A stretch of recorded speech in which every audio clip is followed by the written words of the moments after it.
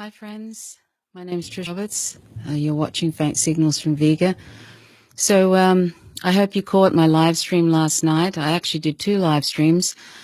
One was on Real Progressive's page, and that's at Real Progressive on Facebook, and the other one was here, and it was on the same type of subject, but it was a different live stream. So I hope that you will check that out, and because it's a very important issue, veganism. And today I wanted to talk about the Poor People's Campaign. And I don't know if you're familiar with the Black Agenda report. I might take this coat off. It's a bit hot now. The Black Agenda report is a really excellent blog, and it has Ajama Baraka and Bruce Dixon and Margaret Kimberley and a number of people like that. And they do an excellent analysis of politics and militarism. Let me see, I might be able to find out there. They have a spiel about themselves. I can't actually see it right now. But anyway, you can find it at blackagendareport.com. And I wanted to share with you, I haven't been able to, I haven't asked Bruce Dixon if it's okay if I share his essay, but I wanted to bring attention to this. I wanted to bring attention to this particular blog, and also they have a podcast as well. So, if you're not familiar with it, I think please go and check it out. And you can, everything they release is just so interesting and such a gem. And it focuses on white supremacy and white imperialism, and that's something that needs to be addressed today. And so anyway, I wanted to share this with you if I could. It's called Barber's Sermon on Militarism Reveals Philosophical and Political Limitations of the Poor People's Campaign. So the Poor People's Campaign coming out against militarism is a good thing, but they are limited by a political analysis which ignore class and class society. Reverend Barker's, hang on a sec, the 70-minute lecture on militarism by the Reverend William Barber, co-chair of the Poor People's Campaign earlier this month, is no small thing, both for who was talking and for what was said.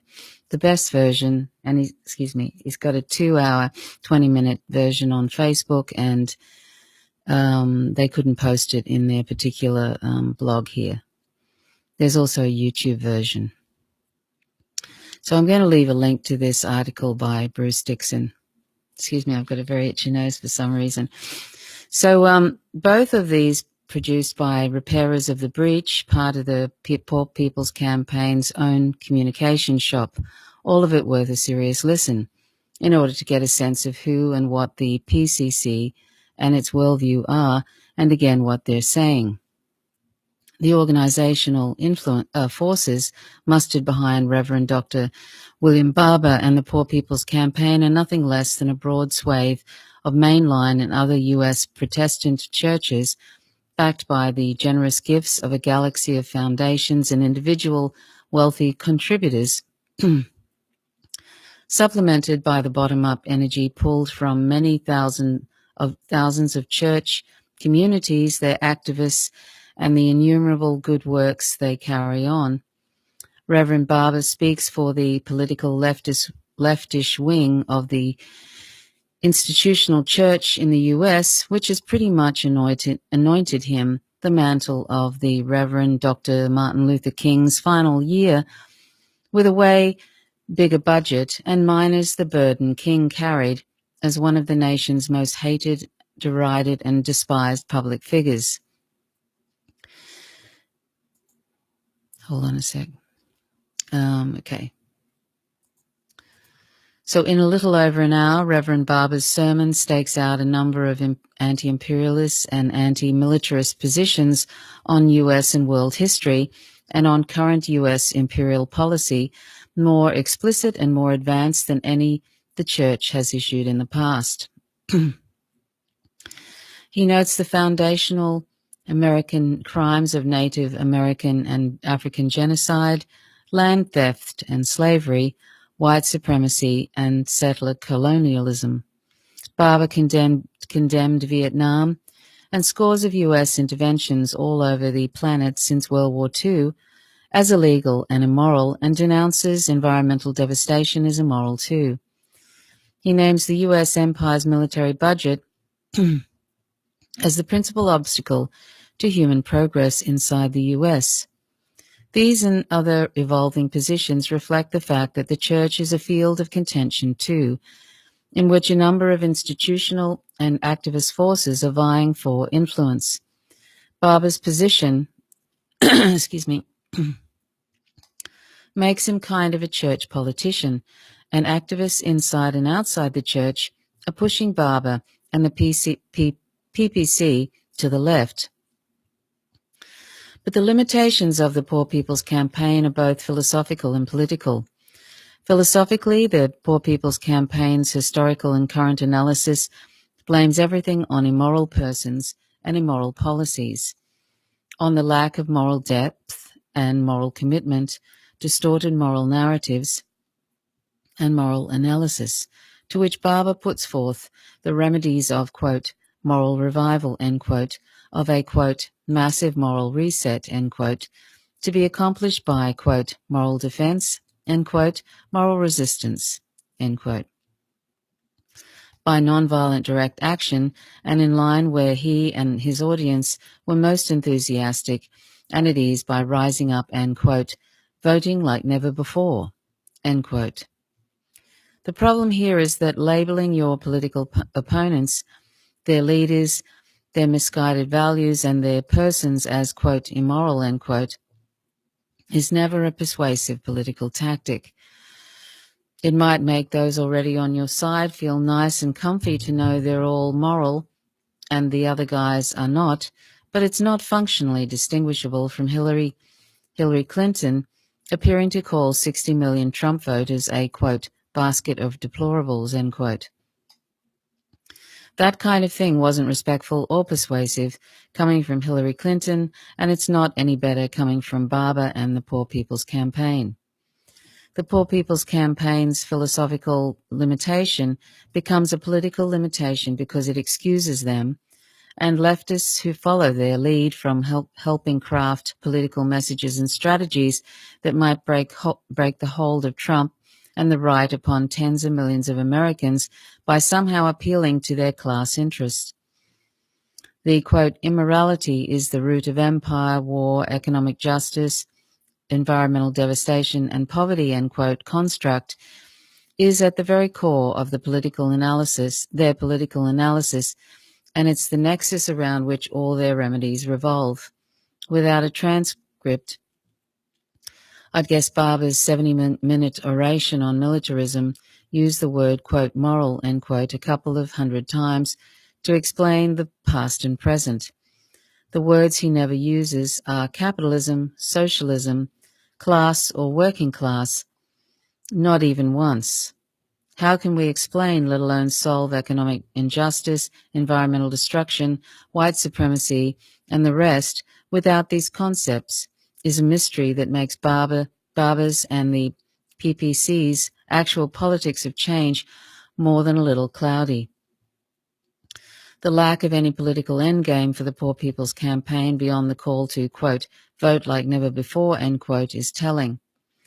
There's an existing hegemonic structure of thought and belief, of received societal, quote, wisdom, end quote, and common sense that takes over when you stop being politically specific about political outcomes, a force that bends them back into familiar channels with familiar results. This kind of political cloudiness is characteristic of a particular school of social change through, quote, nonviolent direct action, end quote, associated with Gene Sharp, a curious apostle of nonviolence, whose entire career, publications, and training apparatus were bankrolled by the U.S. national security state.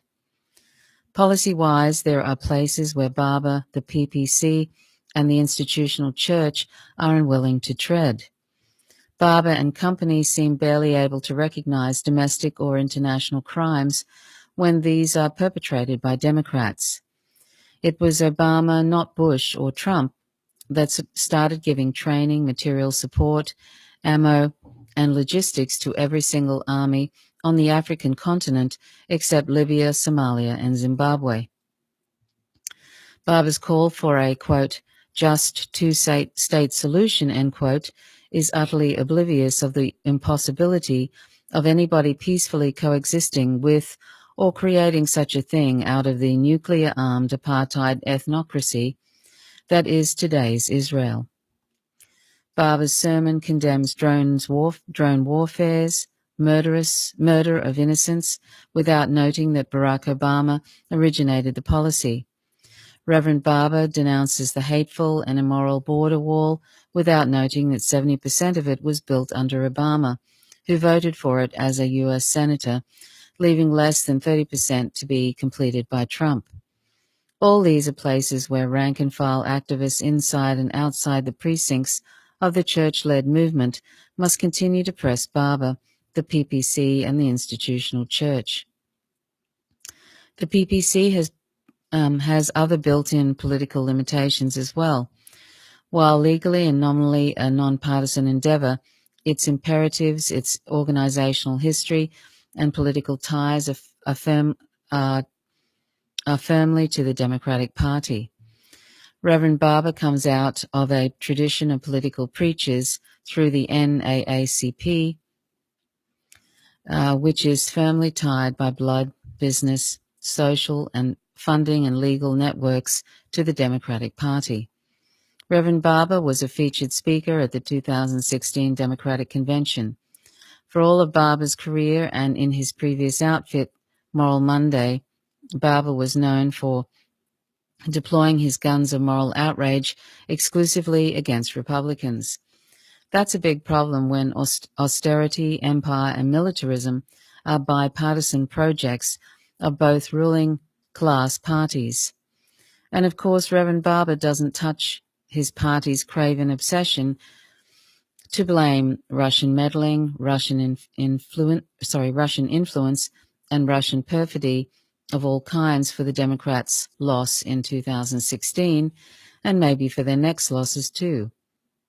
Finally, despite pretensions to nonpartisanship, Reverend Barber and friends historically tend not to play well with leftists outside the Democratic Party. While Barber and the forces allied with him are invariably grateful when leftists pad their crowds at events, forces left of the Democratic Party are never allowed mic time at any events.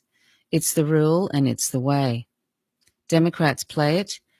If the good Reverend and his friends ever find a way to publicly and collegially acknowledge the presence of leftists outside the Democratic Party, we could easily find ourselves marching a long way against war and imperialism alongside the church folks. We won't be the block to this happening. We can and ought to march alongside them. What we cannot do as socialists is consent to be led by their cramped vision, a vision which refuses to name capitalism as the problem, let alone consider building a 21st century socialism as a solution. So that was by Bruce A. Dixon, who's the managing editor of Black Agenda Report and a state committee member of the Georgia Green Party. He lives and works in Marietta, Georgia. So anyway, I think that's a very good essay. One thing that unfortunately members of the Black Agenda Report aren't familiar with or aware of, except maybe Yajama Baraka, is modern monetary theory, which is simply a description of the operational reality of the economy. And it would behoove the Black Agenda Report and anybody really who lives in a sovereign country that has a sovereign currency to understand modern monetary theory. It's not a theory, it's simply a description of how the economy works. And if we understand this, then we can call politicians out when they say that federal taxes fund spending, because they don't fund spending. So when you see them pulling out $700 billion or whatever for, I think that was the amount that Trump recently pulled out for a space force, you never hear them talking about increasing taxes to fund that. That's because taxes don't fund spending. They're deleted upon receipt.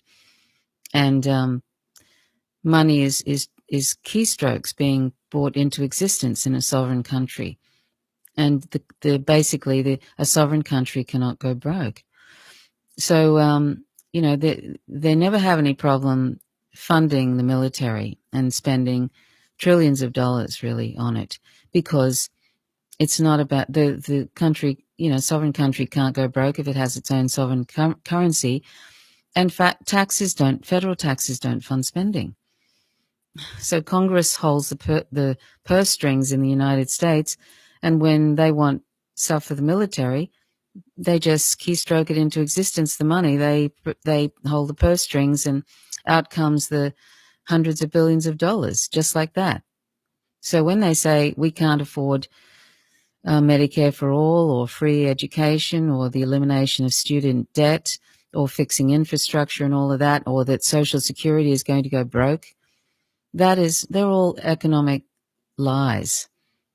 It's just and some of those people who say that are economically illiterate, and some know better. But that's something that we need to know, and that's something that would be really great if, people on the Black Agenda Report could look into that, because it changes the dialogue, and it also gives us all power. I mean, we're not going to get rid of capitalism immediately, but we can certainly deal with the mess that it's in right now by understanding that federal taxes don't fund spending, and that all these public purpose programs could be afforded right now without any increase in taxes, without any burden on anybody. They could all be done right now. And that's really important information. So I invite you to look at MMT. You can, if you put the hashtag LEARN, LEARN, MMT, M for modern, M for monetary, and T for theory, learn MMT, and you'll find a whole lot of stuff about that. And you can look for Dr. Stephanie Kelton on YouTube and Twitter, or Professor Bill Mitchell, or Dr. Stephen Hale, or Warren Mosler, or Fidel Kaboub. There's a whole lot of different people talking about it. But Dr. Stephanie Kelton was Bernie Sanders' economic advisor in his 2016 presidential run.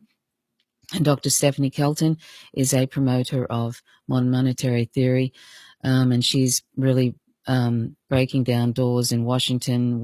They're inviting her everywhere now to speak. And so it's something that's, I think, it seems like it's an unstoppable force, and it would be great if you, I encourage everybody to look at this, because politicians can't, once you understand the operation reality, MMT just describes the operation reality of the economy, of a sovereign country's economy with its own sovereign currency.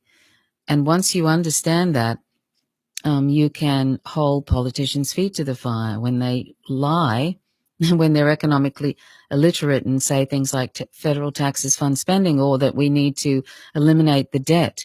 If you eliminate the debt, you're actually taking money away from the private sector, from all of us.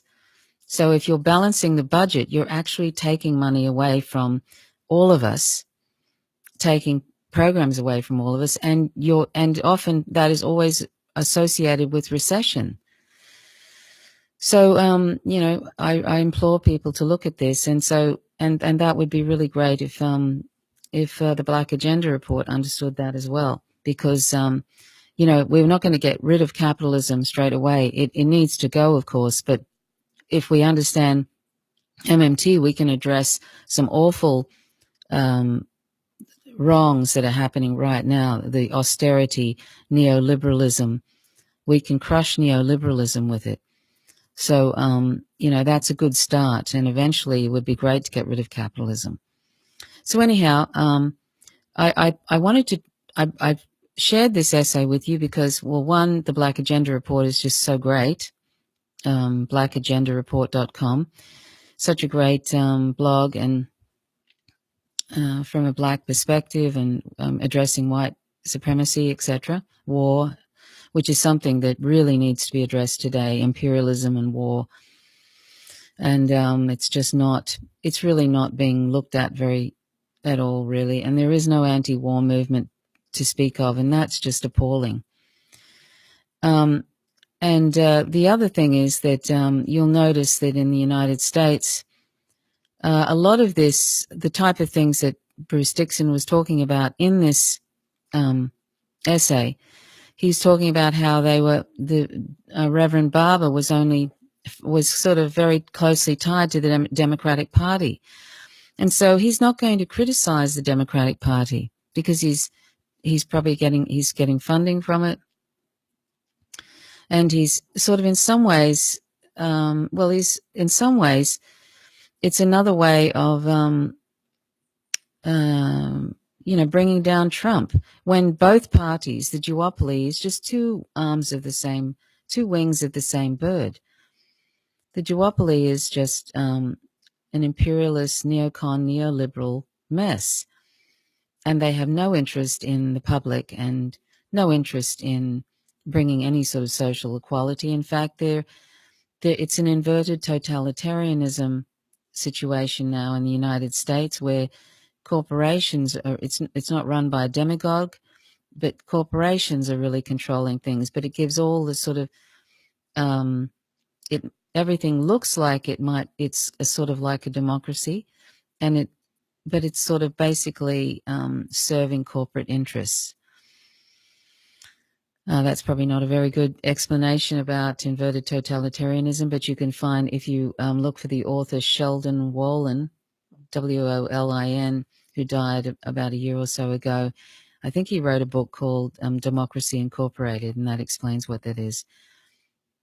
So, but the problem is that a lot of the critique, mainstream media tends to focus on one particular party as if that's the problem and that nothing else came before that.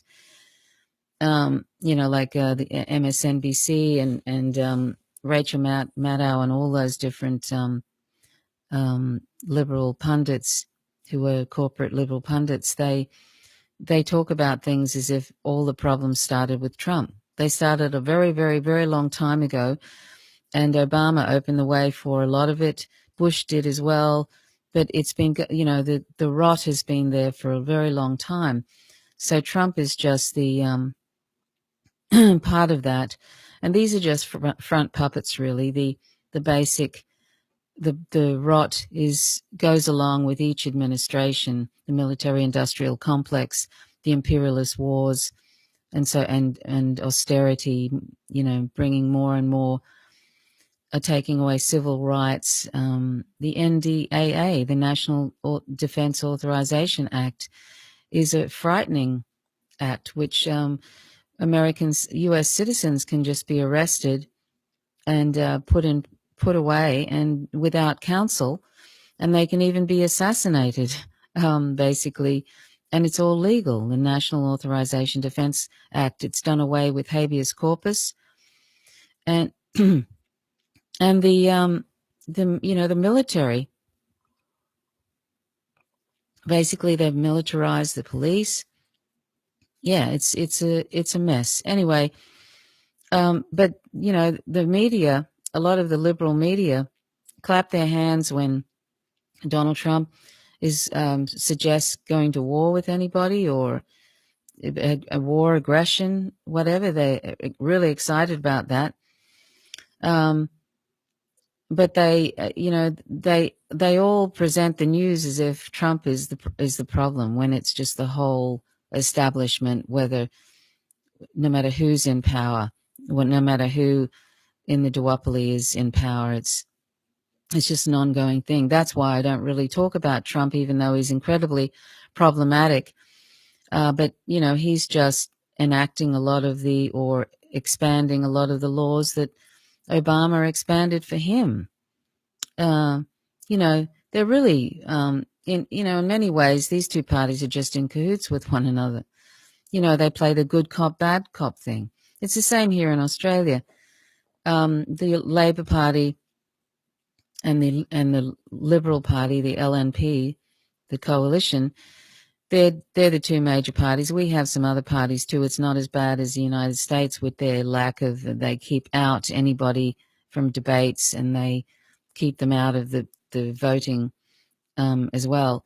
Here, it's fortunately at this point, it's not as far gone as that, and I hope it never is. And we also have paper ballots and relatively transparent elections, which the United States does not. But here the parties, the major parties, are sort of when the so-called right-wing Conservative Party gets in and enacts all these awful bills that take more and more away from the disenfranchised and minority groups, etc. When they do that, it's rare after when the Labor Party gets in and is in control of government that they reverse much of that. In fact, when the Australian Labor Party got in after the CIA overthrew the Democratic Socialist Prime Minister in 1975, Gough Whitlam, they actually enacted all sorts of neoliberal policies.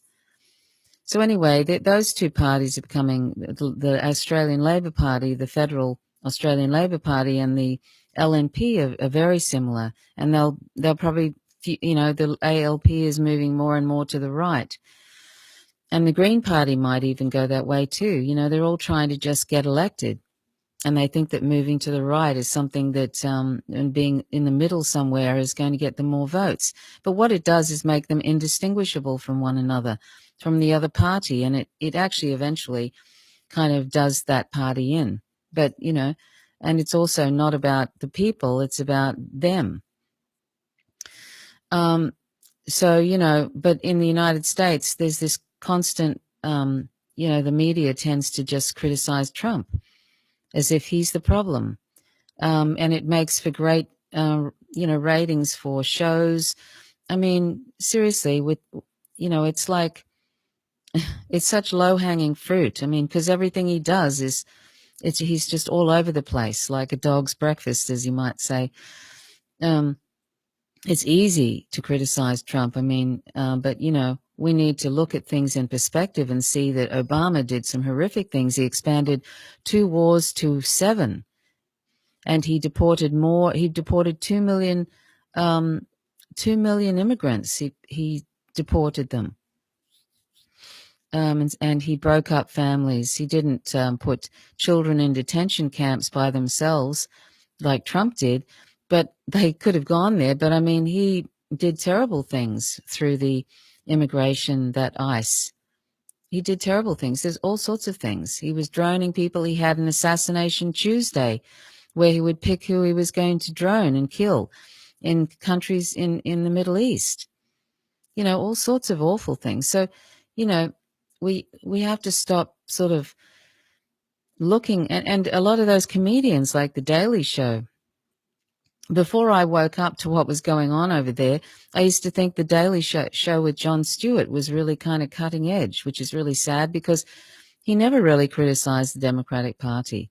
He was always going on and on about the Republicans, and that's like so easy. And that went on right to the end, and they almost laid out the red carpet when Obama came on a couple of times. And Obama was doing all these awful things, and that's what it's like. It's like there in the United States. Even the comedians are just, they're no Bill Hicks or, I've forgotten the other fellow. They're not about holding anybody's feet to the fire, no matter who they are. These comedians are just Democratic shills, really, party shills. And so is most of the media there. I mean, they're all as bad as one another, the mainstream media. That's why we need to find independent news and look and be critical of it. So anyway, that's what the Poor People's Campaign is kind of doing. It's kind of got It's closely tied to the Democratic Party, and so they're not going to be criticizing what the Democratic Party does. I think in some ways it could even be just to continue on this vilification of Trump, etc., so that, the Democrats can win in 2020. The Democrats are so desperate because they have no ideas. All they seem to be able to do is do this thing they did, which lost them the last election, which is we're not Trump. I mean, that's their party platform. We're not that other guy. That's a really low bar. So anyway, if you're a U.S. citizen, for goodness sake, don't vote for that awful party, either awful party. Start doing what you can do for electoral reform, getting paper ballots and addressing voter suppression, and get rid of those ridiculous electronic machines that can be remotely hacked. And don't buy into that ridiculous Democratic Party-driven anti-Russian propaganda narrative, which is based on nothing. It's just more making excuses for a failed party and Hillary Clinton's failings. That was an inside leak from the Democratic Party of the Podesta emails, etc. It was an inside leak to WikiLeaks, and it wasn't a hack. And the NSA, as William Binney, who's an NSA whistleblower, said, you could find out in a New York minute if Russia hacked those elections and whatever, because they surveil all the incoming emails and all sorts of communications. They could find out just like that if Russia hacked anything. So anyway, yeah, so it's really unfortunate. I wasn't aware that the Poor People's Campaign was so closely tied to the Democratic Party. I have to say I don't follow too closely the whole party type stuff, because it's just sort of, I feel like it's just a bit of a circus. It's just a distraction, and really they're not reformable, not redeemable, and I'd rather spend time talking about anti-imperialism and anti-war, and